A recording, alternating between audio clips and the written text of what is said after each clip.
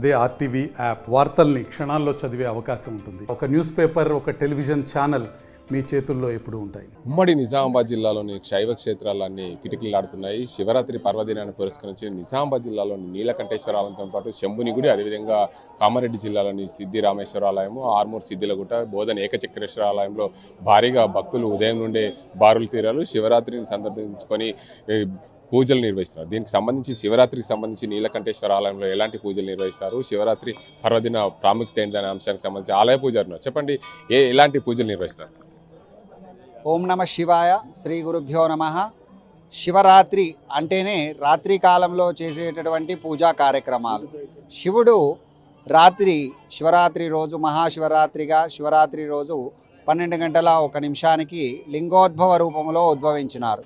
కావున ఉపవాస దీక్షలు ఉంటూ జాగరణ నియమాలు పాటిస్తూ ఓం నమ శివాయ అనేటటువంటి శివపంచాక్షరి నామ జపంతో భక్తులందరూ కూడా శివరాత్రి యొక్క పర్వకాలంలో స్వామివారి దర్శనాన్ని చేసుకుంటూ ఉంటారు.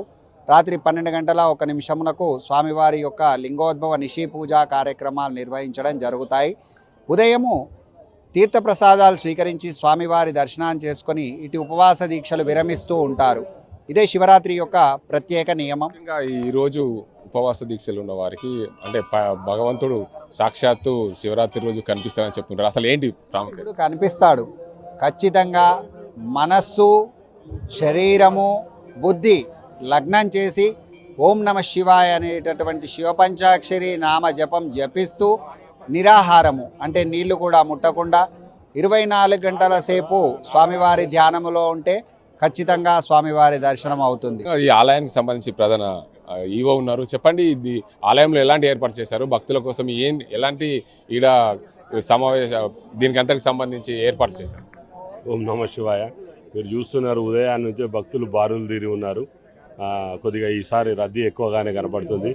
వారికి తగ్గట్లుగా మేము బ్యారికేడ్ల ద్వారా పోలీసు వారు మరియు మీడియా మిత్రుల సహకారంతో అందరితోటి సమన్వయపరుచుకుంటూ భక్తులకు ఎలాంటి ఇబ్బందులు కలగకుండా దర్శనాలను ఏర్పాటు చేయడం జరిగింది.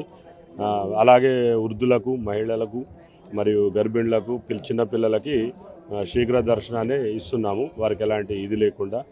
అలాగే మేము ఈ క్యూ లైన్లలో ఉన్న భక్తులకు మంచినీరుని కానీ, అలాగే బటర్ మిల్క్, అలాగే ఈ పండ్లను కానీ పంచడం జరుగుతుంది దాతల ద్వారా.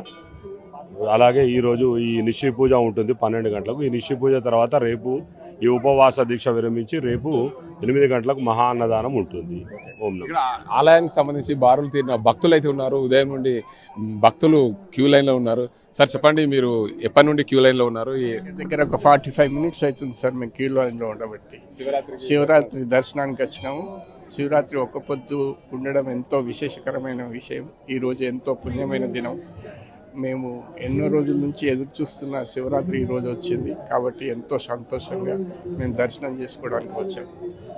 Thank you. శివరాత్రి రోజు అంటేనే నిశి రాత్రిలో పూజలు జరుగుతాయి. రాత్రి 12 గంటల తర్వాత లింగోద్భవం జరుగుతుంది. దానికి సంబంధించి అప్పుడు పూజలు నిర్వహిస్తే భక్తులు పుణ్యఫలం దక్కుతుందని చెప్పి ఆలయానికి సంబంధించిన పూజారులతో పాటు భక్తులు కూడా చెప్తున్నారు. ఇది ఇక్కడ పరిస్థితి. కెమెరా పర్సన్ అజీంతో గంగారెడ్డి, ఆర్టీవీ నిజాం. మరిన్ని వీడియోస్ కోసం ఛానల్ ని సబ్స్క్రైబ్ చేయండి. లేటెస్ట్ అప్డేట్స్ కోసం వాట్సాప్ ఛానల్ ని ఫాలో చేయండి.